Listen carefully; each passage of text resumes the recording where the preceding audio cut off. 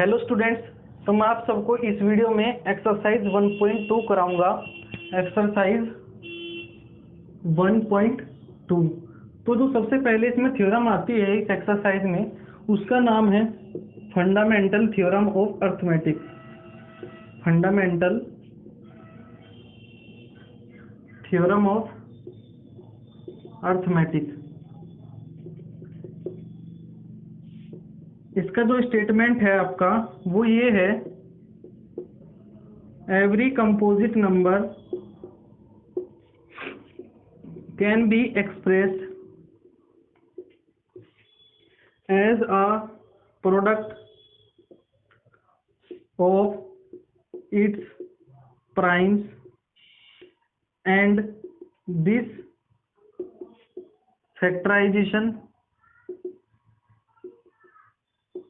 is unique apart from the order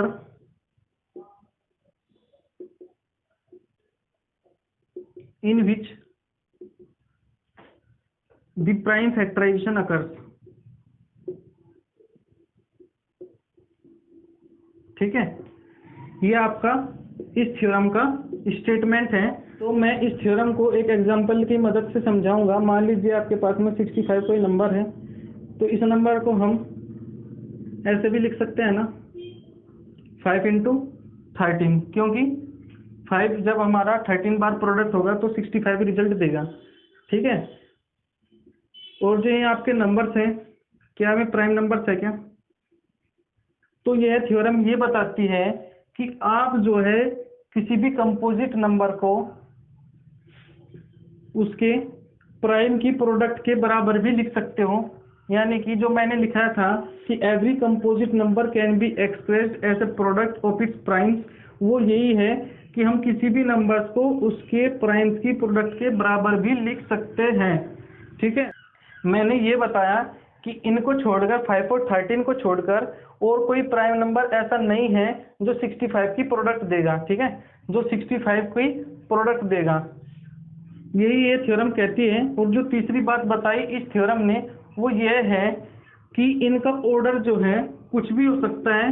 कहने का मतलब आप 5 इंटू 13 जैसे लिखा है ऐसे लिख सकते हो, या 13 को पहले और 5 को बाद में लिख सकते हो।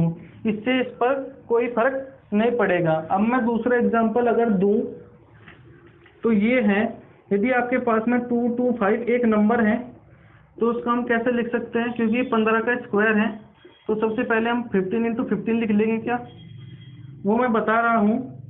अब ये देखना कि जो इसके फैक्टर्स आए दो नंबर, क्या वे प्राइम नंबर है क्या? वे आपके प्राइम नंबर नहीं है, क्योंकि इनके फैक्टर्स 1 और उस नंबर को छोड़कर जो है इसके अलावा 3 और 5 भी है क्या? तो अब जो 15 है आपका वो 3 और 5 में तोड़ लेना आप। ठीक है, इसको भी ऐसे ही करना, 3 और 5 में आप इसको तोड़ लेना। ऐसा करने से इस पर कोई प्रभाव नहीं पड़ेगा, क्योंकि 5 इंटू 3 भी 15 होता है, 5 इंटू 3 भी 15 होता है। यहाँ पर आपका मल्टीप्लाई का निशान। अब जो इसके फैक्टर्स आए, अब जो इसके 2 2 5 के फैक्टर्स आए वो बताना आप, क्या ये प्राइम नंबर्स है क्या? 3 भी एक प्राइम नंबर है, 5 भी प्राइम नंबर है, और ये भी आपके प्राइम नंबर्स हैं। तो वही इस थ्योरम ने बताया कि कोई भी अगर आपके पास में कंपोजिट नंबर है तो आप उसको उसके प्राइम की प्रोडक्ट में लिख सकते हो। आप उसको उसके प्राइम की प्रोडक्ट में लिख सकते हो। वही इस थ्योरम ने बताया। कौन सी theorem? Fundamental theorem of arithmetic. और जो ये ऑर्डर होगा आप उसको ऐसे भी लिख सकते हो, उससे कोई फर्क नहीं पड़ने वाला। ठीक है, लेकिन ये बात ध्यान रखना, इनके अलावा ऐसे कोई भी दो प्राइम नंबर्स नहीं होंगे जिनका प्रोडक्ट 2 to 5 दे दे। ठीक है, आपको ये बात याद रखना है, ऐसे कोई भी प्राइम नंबर्स नहीं होंगे इनको छोड़कर जिनका प्रोडक्ट 2 to 5 आ जाए। यानी कि ये जो नंबर्स हैं 3 और 5 वो यूनिकनेस होल्ड करते हैं। ठीक है, आपका वर्ड आया था ना यूनिकनेस, तो ये जो 3 और 5 है आपके जो नंबर हैं वे जो है आपकी यूनिकनेस होल्ड करते हैं। वही थ्योरम का कहने का मतलब था तो आई होप ये आपकी थ्योरम जो है आपको समझ में आई होगी। मैं इसको एक और एग्जांपल की मदद से समझा देता हूँ। मान लीजिए आपके पास में 140 कोई नंबर है, आप इसको 2 इंटू 70 भी लिख सकते हो। ठीक है, आपको तब तक उसके फैक्टर्स करने हैं जब तक आप जो है सारे के सारे आपके प्राइम नंबर्स न आ जाए। तो 70 आपका प्राइम नंबर्स नहीं है, तो 70 को भी आप इसको फैक्टर्स में तोड़ो, 2 इंटू 35। ठीक है, 2 इंटू 35, तो 35 यहाँ पर एक प्राइम नंबर नहीं है, 2 आपका प्राइम नंबर है, तो आप इसको 5 इंटू 7 लिख लेना। तो अब जो है आपके ये सारे के सारे प्राइम नंबर्स आ गए आपके, ये जो है आपके सबके सब प्राइम नंबर्स आ गए। तो अब जो है ये थ्योरम जो है आपकी वो होल्ड हो जाएगी, वो यहाँ पर अप्लाई हो जाएगी कि जो 140 है हम उसको ऐसे भी एक्सप्रेस कर सकते हैं as a product of its prime number. 2 दूनी 4, 5 20 7 140। ये सारे के सारे आपके प्राइम नंबर्स हैं। ठीक है, तो जो आपकी ये थ्योरम बताती है कि every composite number can be express as a product of its primes and this factorisation is unique apart from the order in which the prime factors occurs. यानी कि अब इसकी अगर मैं ऑर्डर की बात करूं तो आप इसके ऐसे भी लिख सकते हो, आप जो है इसको ऐसे भी लिख सकते हो, उससे आपका कोई फर्क नहीं पड़ेगा। ठीक है, तो यह थ्योरम आपको यही बताती है, आप इसको ध्यान रखना। इसका नाम है फंडामेंटल थ्योरम ऑफ अर्थमेटिक।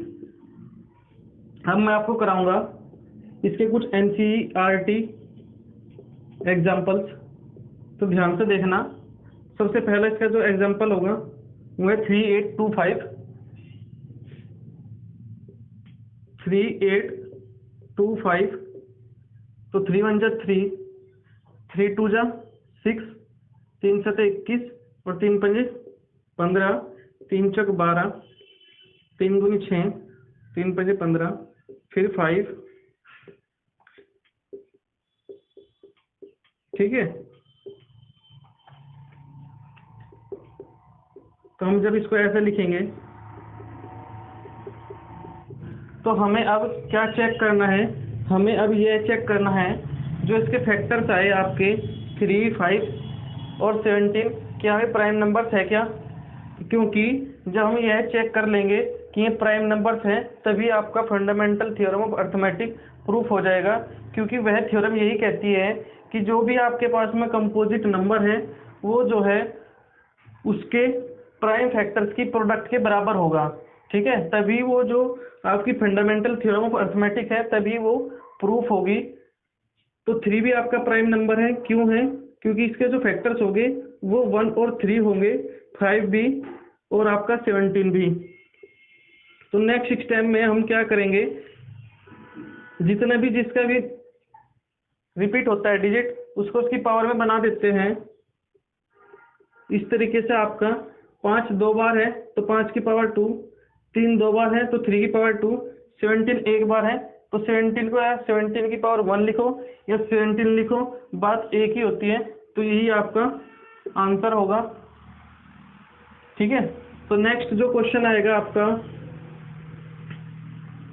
वो ये है 5005। इसमें भी आपको इसके प्राइम फैक्टर्स की प्रोडक्ट में इसको एक्सप्रेस करना है। ठीक है, तो जो 5005 है उसको हम कैसे लिखेंगे, 1001, 7 बारीकी में जाएगा, 7 एकम 7, 3 7 चौक 28, 7 3 21, 11 और आपका 13। ठीक है, ये आपको देखना होगा कि कब जो है किससे डिवाइड करना होगा। जब आपको इसके फैक्टर्स इधर लिखने हैं तो फिर से आपको यह चेक करना पड़ेगा कि जो आपके फैक्टर्स आए वे प्राइम नंबर्स है क्या। ठीक है, तो जो है आपके इसके भी फैक्टर्स 1 और 5 हैं, इसके 1 7, इसके 1 11, इसके 1 और 13। तो ये जो है प्राइम फैक्टर्स हैं, तो यहीं पर इसका आंसर आ जाएगा आपका। अब जो आपका तीसरा एग्जांपल है वो ये है, जब इसके हम फैक्टर्स निकालेंगे तो इस प्रकार आएंगे। ठीक है, अब क्या करेंगे हम, 3 से जब हम डिवाइड करेंगे 3 जा 9, 1 17, 3 पंजे 15, 3 से 21, फिर 3 से करेंगे हम, 3 1 जा 3, 19, अब 7, क्योंकि 17 7 19, अब 17, ठीक है। तो अब जब भी आप इसको फैक्टर्स के रूप में लिखोगे तो क्या आएगा, 2 into 2 into 3 into 3 into 7 into 17। तो इस एग्जाम्पल से आप एक बात समझोगे, अगर मैं इसको 4 इंटू 9 इंटू 7 इंटू 17 लिख देता हूँ, ठीक है, अगर मैं इसको 4 इंटू 9 इंटू 7 इंटू 17 लिख देता हूँ तो ये भी तो इसके फैक्टर्स होंगे, ठीक है। जो आपका 4284 है वो भी तो इसका, हम इसको ऐसे लिख सकते हैं 4284 को 4 इंटू 9 इंटू 7 इंटू 17, ये भी तो इसके फैक्टर्स होंगे और ये भी इसके फैक्टर्स होंगे। लेकिन आपको फिर से अपने थ्योरम पर ही आना है। आपकी थ्योरम क्या कहती है कि इसको प्राइम फैक्टर्स की प्रोडक्ट पर एक्सप्रेस करना है। तो जो आपका 4 और 9 था वो आपके प्राइम नंबर्स नहीं थे। क्यों नहीं थे? क्योंकि इनके जो फैक्टर्स आएंगे, एक तो 1 होगा, एक 4 होगा और एक 2 होगा, यानी कि एक तो हो गए आपके प्राइम नंबर्स और ये अलग से इसका एक फैक्टर्स है। इसी तरीके से 1 और 3 9 इसके फैक्टर हैं, तो ये आपके प्राइम नंबर नहीं होंगे। तो इसमें हम इसको इस तरीके से एक्सप्रेस नहीं करेंगे, ठीक है। जब हम इसको ऐसे एक्सप्रेस करेंगे तो 2 की पावर 2, 3 की पावर 2, 7 और 17, हम इसको ऐसे एक्सप्रेस करेंगे अगर हमें अपनी fundamental theorem of arithmetic proof करनी है, ठीक है। क्योंकि 2 हमारा एक प्राइम नंबर है, 3 आपका एक प्राइम नंबर है, 7 भी आपका एक प्राइम नंबर है और 17 भी आपका एक प्राइम नंबर है। तो ये जो मैंने आपको 3-4 एग्जांपल्स कराए ये इसी से रिलेटेड है आपके, कि आपको fundamental theorem of arithmetic proof करके दिखानी है, ठीक है। अब आपके जो क्वेश्चंस आएंगे वो इस तरीके से आएंगे कि find out the HCF and LCM of these numbers with the help of prime factorization method, ठीक है।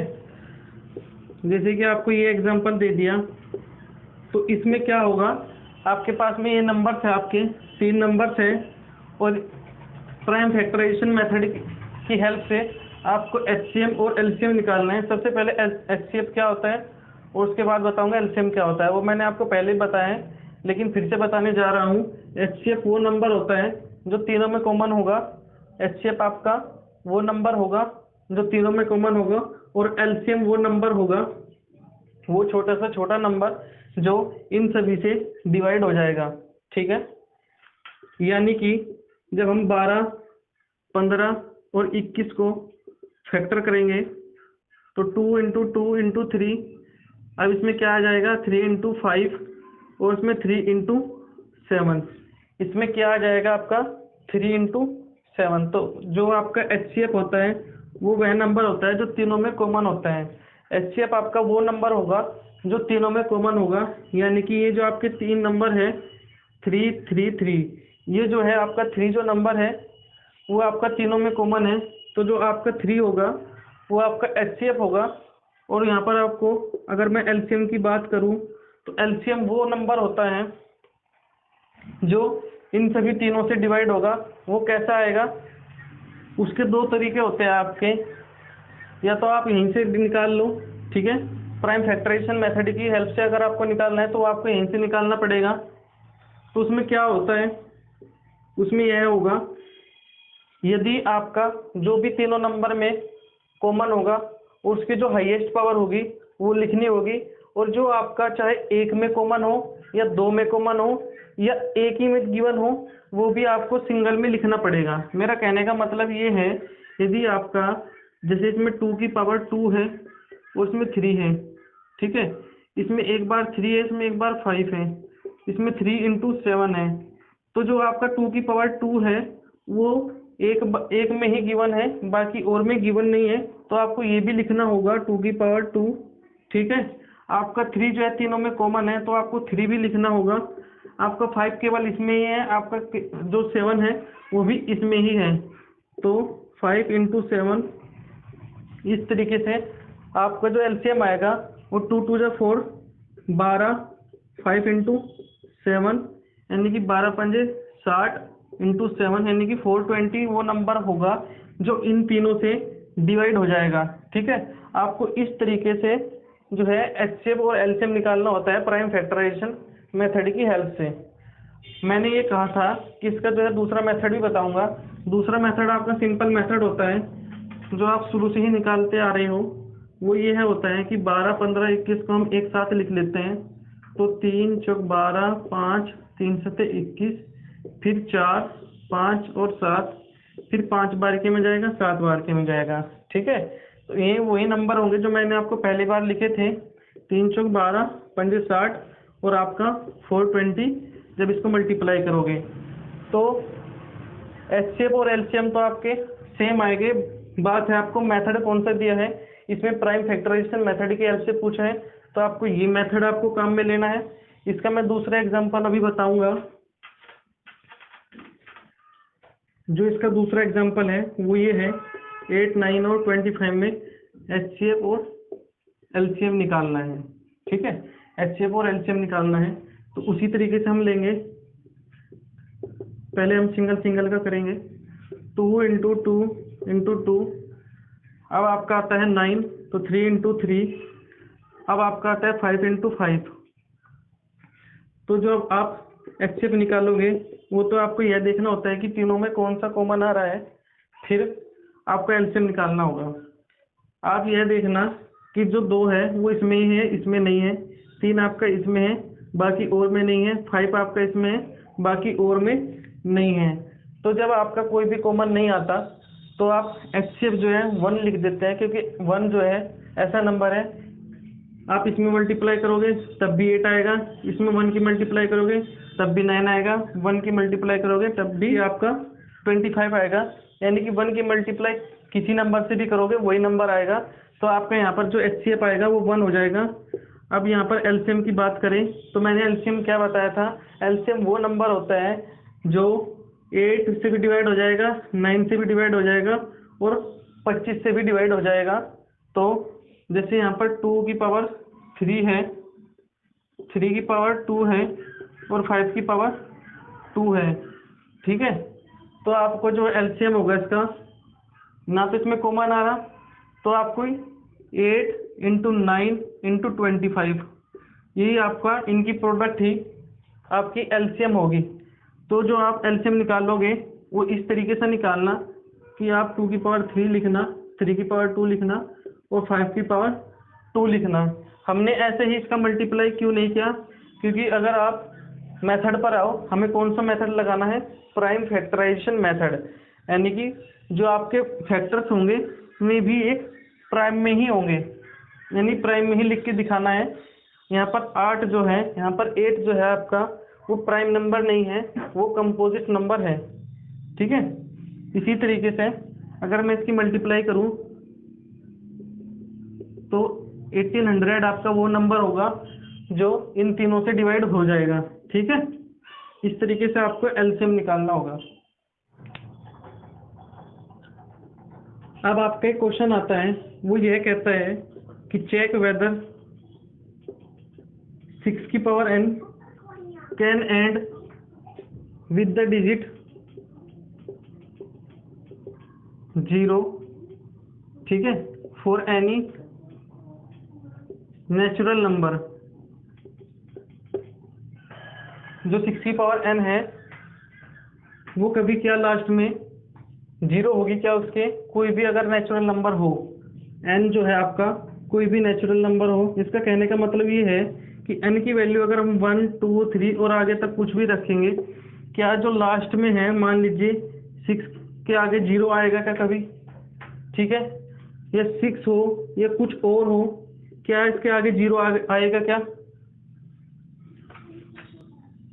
इसका कहने का मतलब ये है कि यदि 6 की पावर n जो है आपको 1, 2, 3 रखोगे, क्या इसके आगे 0 आएगा क्या। ठीक है, इसके आगे जीरो आएगा क्या, यही इसका मतलब है। तो यदि मैं आपको बताऊं कि अगर हम किसी भी संख्या में जीरो लाना चाहते हैं, अगर हम किसी भी संख्या में जीरो लाना चाहते हैं तो इसके एक तरीका है, उसमें 2 और 5 तो आना ही आना चाहिए, 2 और 5 तो आना ही आना चाहिए। कहने का मतलब है उसकी 10 से मल्टीप्लाई होगी तभी एंड में जीरो देगा। यदि एक जीरो चाहिए तो 10 से, यदि दो जीरो चाहिए 100 से। इसी तरीके से आपको अगर 3 जीरो चाहिए तो 1000 से मल्टीप्लाई करनी होगी, ठीक है। अब आप अपने क्वेश्चन पर आओ। जो 6 की पावर n है हम उसको ऐसे भी लिख सकते हैं 2 की पावर n इंटू 3 की पावर n, क्योंकि हमने एक प्रॉपर्टी पढ़ी है a की पावर n इंटू बी की पावर n बराबर होता है ए बी एन, ठीक है। तो हम इसको 6 की पावर n को हम 2 की पावर n लिख लेंगे और 3 की पावर n लिख लेंगे। अब थोड़ी सी सोचने की बात यह है कि अगर आपका n का मान कुछ भी हो 1 2 3 4, बड़े से बड़ा और छोटे से छोटा, लेकिन मल्टीप्लाई तो हमारी इन दोनों की होगी क्या। कहने का मतलब ये है कि अगर आप 2 की पावर 1 भी रखते हो और 3 की पावर भी 1 रखते हो, यानी कि n का मतलब n का मान यदि आप 1 रखोगे तो क्या 6 देगा क्या। अगर आप 2 की पावर 2 3 की पावर 2 रखोगे तो 36 देगा, ठीक है। जब हमारा इसमें एक 2 है लेकिन 5 नहीं है, ठीक है, हमारा इसमें एक 2 है, हमारा एक 5 नहीं है, क्योंकि 2 और 5 होना ही होना चाहिए। अगर किसी भी संख्या में हमें लास्ट में जीरो लाना है तो उसमें 2 और 5 की तो प्रोडक्ट होनी ही होनी चाहिए, ठीक है। तो इसमें हमारा 2 और 3 की ही प्रोडक्ट है। और जो आपका फंडामेंटल थ्योरम ऑफ अर्थमेटिक यह बताता है कि जो इसके फैक्टर्स होंगे अगर हम उसको प्राइम फैक्टर्स में एक्सप्रेस करेंगे तो वो यूनिक होंगे।